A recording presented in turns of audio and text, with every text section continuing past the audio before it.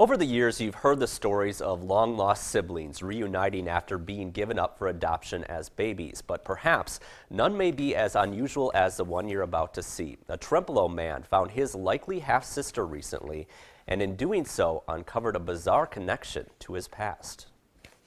This person, third or... For the past 3 years, 27-year-old Dean Hundorf has called Trempealeau home, but he grew up with his adopted family in a suburb of Riverside, California. I was never aware of any birth family. I didn't know if I had birth family. As a teen, he learned of the unusual circumstances surrounding his past.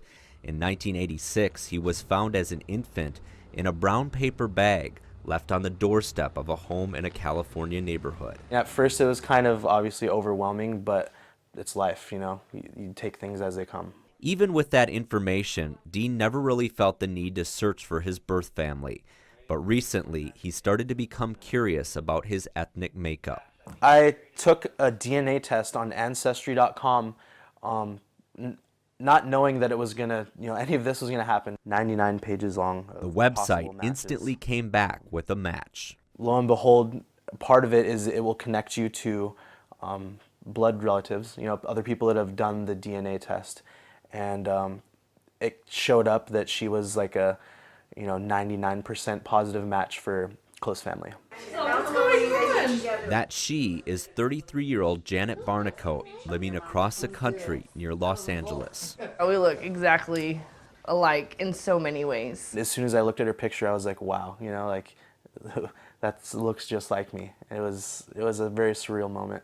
Dean admits he was a little nervous at first to contact Janet. I was scared as if, would she really want to talk to me?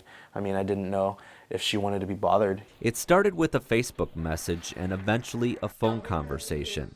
They determined they were most likely half-siblings. It was really odd. I didn't know what to say. Just kind of like, trying to grasp everything as it was coming, because it's still surreal. But just when all of this was starting to sink in, the story took an interesting twist. I found out basically the same thing happened to her that happened to me. She was abandoned in an alleyway in a brown paper bag. It's the same exact thing. 5 years before Dean was abandoned, a bicyclist discovered Janet in an alley. She was known back then as Baby Jane Doe. My babies are everything to me, and I don't understand how someone could do that. Last year, Janet reunited with the woman who found her. I'm so excited! Hi! But she felt like there was still something missing. I'm complete now. Like, I know there's somebody like me who has my blood in them, so I'm happy. It's all starting to slowly hit me, and I think that the second I see her is gonna, everything's gonna become real to me. And earlier this month, 27 years of separation came to an end with one long embrace at LAX. So amazing! Just to finally meet her, just to be able to hold her and feel, someone that I have the same blood coursing through our veins. I'm fulfilled now. I'm complete now. Yeah, I'm overwhelmed. They spent nearly 3 decades without a clue the other even existed, but are now forever connected as family. I've waited my whole life for this, and I know he has too. Still like unreal to me. I don't know the feelings I'm feeling. Just never thought this day would ever come.